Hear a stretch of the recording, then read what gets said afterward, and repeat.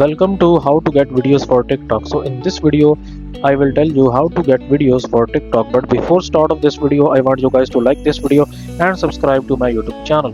So basically there are number of ways that you can get videos for your TikTok account. So the first one is basically YouTube. You just go to the YouTube and download your any clip from there and you can just upload that clip on TikTok.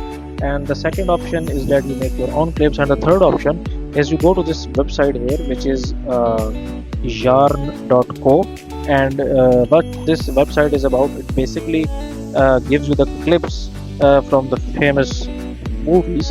So let's suppose that if I wanted to use this clip here, okay, I will tap on this clip, okay, and then if now from this option here I will download this clip, okay, and wait for it, and basically will tap on here. So there should be option to download this clip. I don't know why it's not downloading in Safari. You can try any other browser as well, and after downloading you can just simply go onto the TikTok and upload that clip. Okay, so there are like number of different websites that you can get videos for TikTok. So that's it for this video, guys. If you find this video useful, kindly like this video and subscribe to my channel, and I will meet you in the next video.